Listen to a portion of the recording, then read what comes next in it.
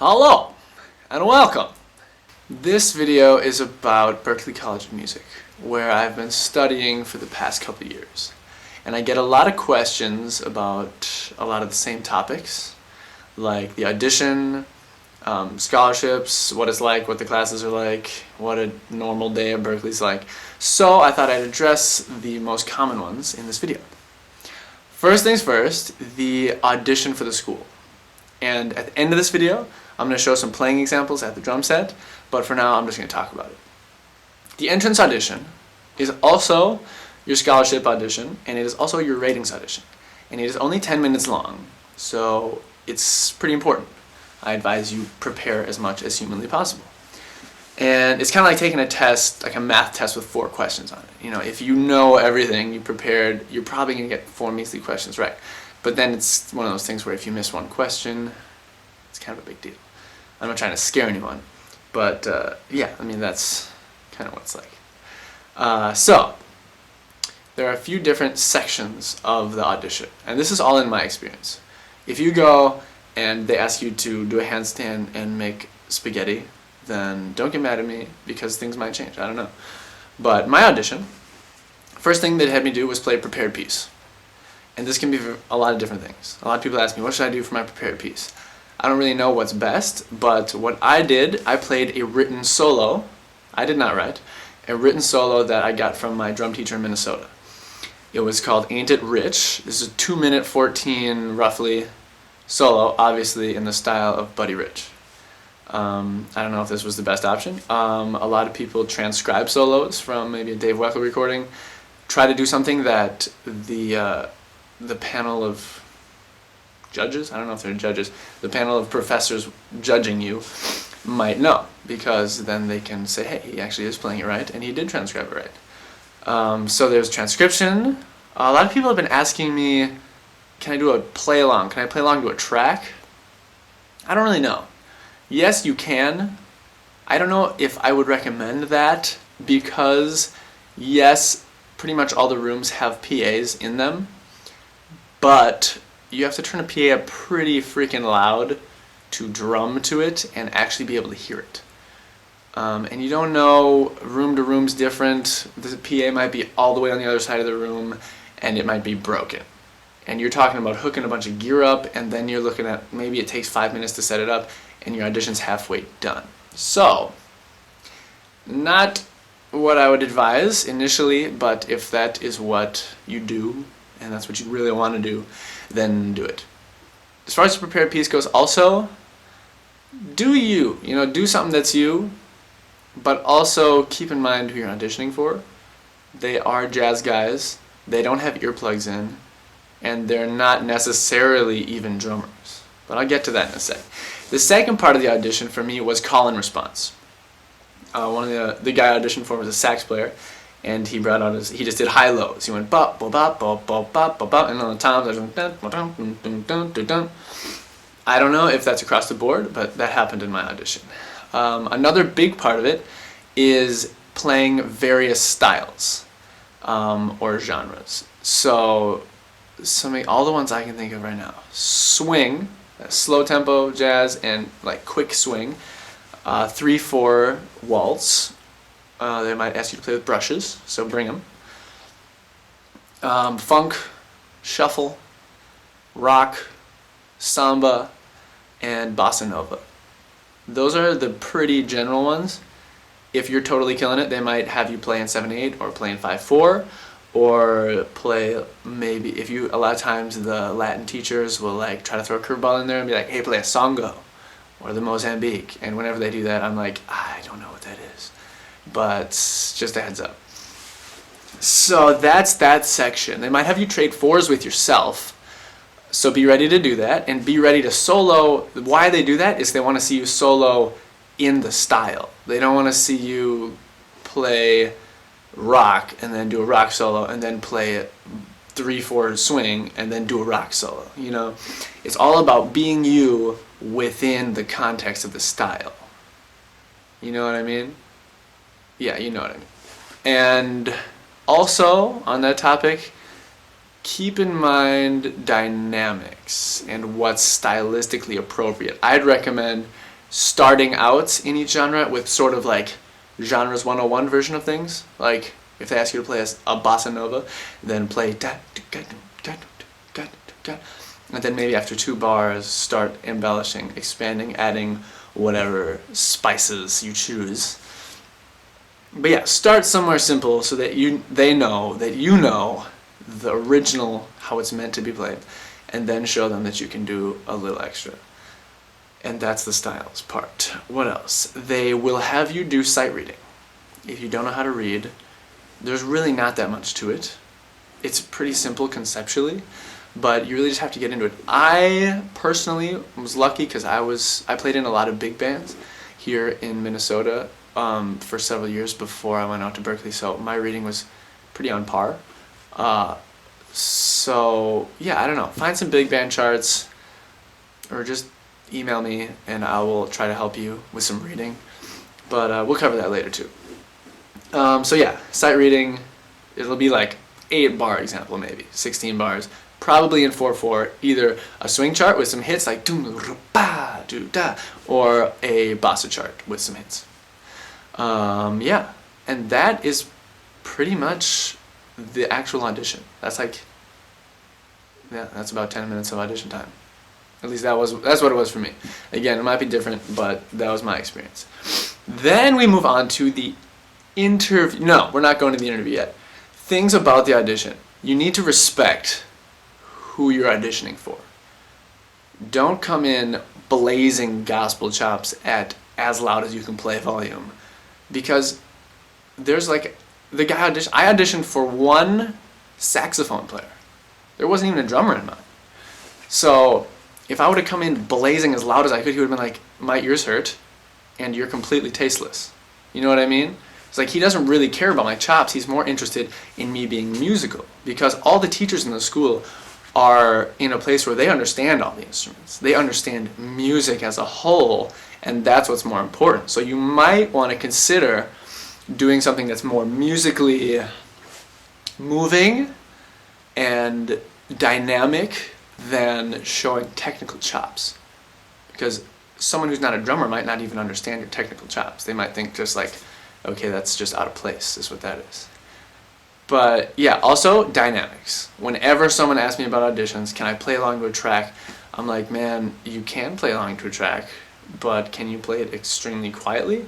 Because you have to keep in mind, like, there's a saxophone player sitting 10 feet away from me without earplugs, because he just auditioned a bassist, and he just auditioned a guitar player and a sax player. Like, if I come in and just play as loud as I can, he's hurting, and he hates me. He doesn't want me at the school. So whatever you're going to play, be able to play it mad quiet, and be able to play it loud, be able to be dynamic, because they love dynamics. People love dynamics. It moves things around, it moves things along. So be dynamic, be respectful of who you're playing for. Also, these are guys that grew up in the jazz era, mainly. Like 40 to 60-year-old guys today. They grew up on jazz, they grew up on fusion. That's why they're teaching at a jazz-based school, So if you can maybe tailor your audition to that, you're probably better off, because they like jazz. Like, you can't help it. If you play something that someone likes naturally, that they grew up with, it hits home with them. But I mean, you have to be you in the end. If you're a metal drummer, do a metal solo and kill it, but be able to play it quietly, because it's hard to do that. But if you can play some metal real quiet, that's impressive. Anyways, that's enough about that. But also, when you walk into audition, your audition starts the second you walk in the door. You know what I mean? Like, have your stuff figured out. They're going to ask you maybe some questions off the bat. They're going to say, hey, who are your inspirations? What do you do at home? Do you play any other instruments? Blah, blah, blah. Be ready. Like, have thought out your answers, written them down days before so that you can recall them. Because you don't want to walk in and be stumbling with your words. You want to walk in and say, hi, I'm JP. It's nice to meet you. Shake their hand, look them right in the eye, and let them know that you're confident with what you're doing. Because that's a big part of this industry, is to just, a lot of people can do the same thing, but it's how convincingly you can do it. So you have to do it with conviction. So that's enough about the audition. The other part of it is the interview. And everyone does an audition and an interview, and the interview is as important as the audition, because the school is as interested in you as a person as they are in you as a musician. Now, the questions they ask are a lot of the same questions that you filled out in the actual application of the school. I don't remember a lot of them, but it's like, what are your inspirations? Name like some of your biggest accomplishments. What kind of music have you studied? I don't know. But you know what the questions are because it's a lot of, like I said, what was in the application.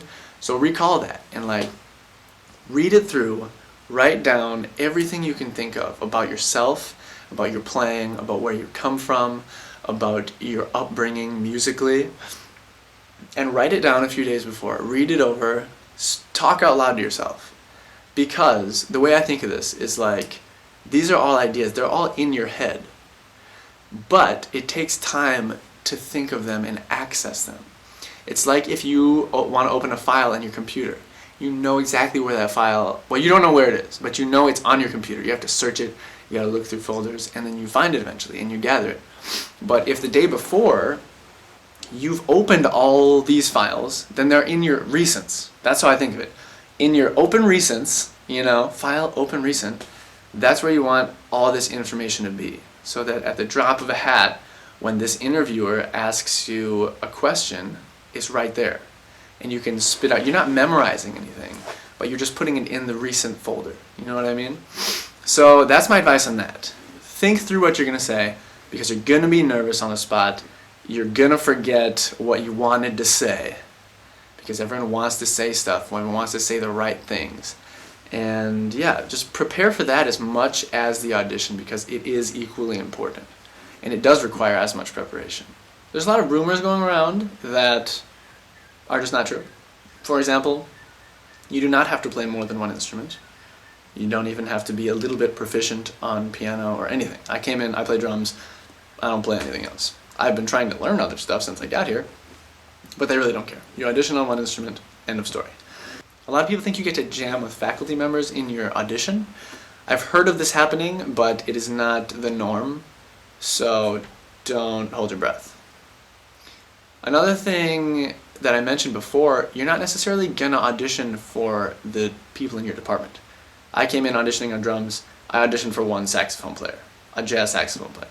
So be ready mentally for that, because I didn't know that. I figured I'd be auditioning for like 5 drummers. That would all be like, oh, I see what you're doing there with the drums, but it was just a sax player. For better or for worse, who knows. Another thing, people ask me a lot, how much do grades matter? Like your high school grades? And I would say they don't directly, and like your ACT, SAT stuff, Berklee's probably not going to look at your grades and think, oh, you need a 3.2 to get in. But I will say that your high school grades are more so a reflection of your work ethic than your actual intelligence. You know what I mean? Like, there are kids in high school that maybe aren't naturally as smart, but work harder and get better grades. And that's actually more important than just being naturally smart. Because if you're ready to put the time, that's what the school wants to see, really. The grades are a reflection of how hard you work and how seriously you take institutionalized education, because that's what Berklee is. It's just another school. If you didn't take high school seriously, why are you going to take Berklee seriously? You know what I mean? So no grades, there's no grade requirement, but I think it's a good reflection of you and your work ethic and whatnot. So if you're still in high school, I hope you're taking it seriously. If not, you're screwed. No, I'm kidding, you're not screwed. Other advice that I have for people that are actually coming to the school, live in the dorms. Live in the main dorm building if you can at all. The only thing you have to do to live in the main dorm building is apply early. If you are the first one to apply, you get it. Bam, done. They're actually building another dorm room right now, or building that's over twice as big as the main one now. So maybe by the time you get to school, you might be in a different building, but I was in 150 Massachusetts Avenue, which is the main dorm building. Why should you move into the dorm building? Because the cafeteria is there, most of your classes are there, and most of the people that go to the school are there. So move-in day is amazing. You meet like 100 people the first day. And it's crazy because the people I met in the dorms, and this is fact, I still work with all these people. If I'd moved into a different floor in the dorms, I'd have a whole different group of friends. I'd have a whole different crew to work with. I'd be in different bands. I don't know, Helicopia, the band I play in, every single member lived on the 4th floor in 150. First year, that's where we all met. That's where the band started.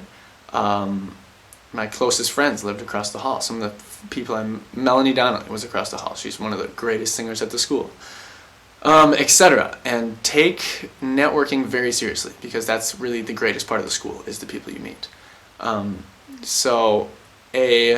If you're shy, then stop being shy and start remembering people's names, because you're going to meet like 20 people every day with different names from all around the world that you can barely pronounce. So if you need to take notes in your phone, or I don't think there's such thing as being bad at remembering names. It's really just a mental thing. You have to put time into doing it. You know, lump all the Ians you know into something, lump all the Nicks you know into a category, so that you can recall people's names, because you're going to see these people in class, in the cafeteria, passing the hall, outside the school. You're the same people, and it's comforting. It's a big compliment to someone if you remember their name after the first time. That's very random advice, but that's my advice. So move into the dorms and meet as many people as you can. Do as much as you can. Just explore everything. And be ready to work extremely hard. From the second you get there, it's total immersion. It's not a regular school. It's not like your high school. Once class is done, you don't go hang out with your friends. Well, you can. I see people do that. My second year, it was really interesting to watch freshmen come in, because you see a divide. You see people that get it and people that work really hard every day. They're doing music, and this is your chance to make the most of yourself. And then you see people who kind of have the same high school mindset, where you go to class and then you're done with class, you're done with school, you're done with music, you hang out, you go out and do whatever and screw off. Of course, you need that in your life as well. You need to have fun. But it's important to take what you're doing and where you are seriously and put the time in. You know, when I moved in the dorms, thank God, I moved in across the hall from Matt Garska, and next to me was Jan Hunter Jr. and Frank Fluker and Taylor Gordon, some of the craziest drummers that the school has ever seen. And so every day down in the practice rooms down the hall, these guys were down there practicing all day, 6 hours a day, like more than before this, I knew people practice a day. So I was like, oh wow, the tone was set immediately. I'm blessed to have seen that from the beginning. But it was like, okay, every day I'm going to go practice, because that's like what people do. And it's not what everyone does, but it's what I felt as an instrumentalist was the best thing to do. My time at Berklee was kind of divided by semester. And when looking back, I didn't know this at the time, but looking back, it was divided like first semester was like meet so many people, crazy amount of people. And oh, side note, when you, in your little iPhone, since everyone has an iPhone now, when you're taking people's names at school or in just anywhere and they're a musician, say their name and their last name, and then where it says company, write what instrument they play and what state they're from, just the abbreviation. Bam, done. So then when you can't make that gig and all of a sudden you're like, oh, I told them I could do that gig and it's in 2 days and I can't, you can type in drums into the search area, and then your list of drummers will come up. You can type in vocals if you need a drummer, if you need a vocalist, and all your vocalists will come up, etc. If you're traveling through some state, if you're going to Texas, you type in TX, all the people you know from Texas are there, you can get them to come out to your show, or you have a place to stay, etc. Total side note, but my first semester, I spent so much time just jamming, getting to know people, exploring music, you know, trading music with people, legally, all legally, and yeah, that was really cool. And then second semester came, bands started to form. I started to get some calls to play in the Berklee studios, which I thought was really cool, because it's like, oh, I'm gonna be a session guy. And in my third semester, I pretty much stopped jamming at all, because these bands had solidified. The people I had wanted to work with, we were working together, and I was playing in like stupid amount of projects and just studio sessions all day, every day, and I was loving it. And then that started to kind of take a toll. And then by the end of maybe fourth semester, actually by fourth semester, I started to focus more on things I wanted to do, that I was more passionate about. So I started to actually decline some gigs and do less studio stuff, and still not doing a lot of jamming, although I do miss that. A lot of rehearsing with those established bands like Helicoptria, Baz King. The Super Pilots was going strong at that point. I don't know. There were a bunch of groups playing with pop singers here and there. A lot going on. But that was my... Yeah, and then after that, I was really started to get in my own stuff, and that's when I withdrew from school in my fifth semester to focus on the drum off, actually, to put all I had into that. And I felt that it was the right decision. And I told myself, if I win the drum off, I'm going to take this year off, 2012, and just capitalize on that. So that's where I'm at right now. But overall, my time at Berklee has been fantastic, and it's a wonderful place. My biggest piece of advice, this is, if you take anything from this video, and if you're still watching, I'm surprised because I realize how long I've been talking, but this is the ultimate piece of advice I can offer anyone. And I didn't know this before I came, but now I realize that Berklee doesn't make you anything. It's just another place. It's like any other place in the world. Berklee doesn't make you anything. Berklee is fertile soil for you to make something of yourself. Does that make sense? People think that you come to Berklee, they have this fantasy, and then you get a gig because you're at Berklee. People pick you up at Berklee. That's not how it is. You know, John Mayer, yes, he went to Berklee for a semester, but he didn't get big because he went to Berklee. Yeah, he met some people in his one semester that I'm sure helped him out and that he still works with, but after he dropped out of Berklee, he just started doing his thing, and he worked hard, and he was playing shows every day. I think he was in Atlanta, and then he became the John Mayer we know. And yes, he went to Berklee, but he's not John Mayer because he went to Berklee. No one's who they are because they went to Berklee. It's fertile soil. There's all the resources you can imagine. You're in a place where there's the best guitarists of your age, of your, let's say, generation. There's the best drummers, there's amazing producers that are learning in the studio. You're all learning together, and it's an amazing experience. So you can build stuff together. The classes, you do learn stuff in classes, but to really internalize it and apply it is what you do outside of class. So again, Berklee's providing you the materials to be something great, but Berklee's not going to make you anything at all. And that is my piece of advice.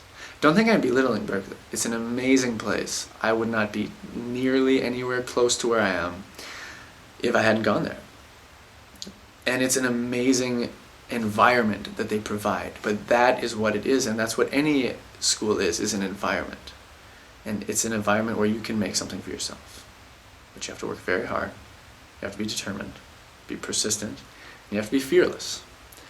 And if you don't get in your first audition, go audition again next year, next semester, as often as you can. If that's where you want to be there, because I know you can. And I believe that wholeheartedly. I know people who got rejected their first time, and some of them are freaking amazing. Some of them are amazing musicians. And maybe it was a fluke audition, maybe it was who they auditioned for, they just weren't into their style. But I honestly know people who didn't get in their first time, auditioned again, got in, and even that alone shows that you're persistent and you want to be there, and you're not going to give up. And the school will see that, and they'll appreciate that. So, let me hop on the kit and show you just some basic examples of what the audition's like, and what the styles, and yeah, what they expect. Thanks again for watching.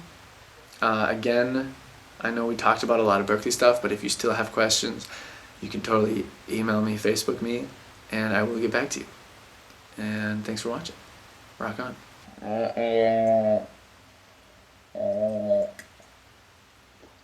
It's ironic that the biggest mug in the cupboard is the Berklee College of Music mug. Coincidence?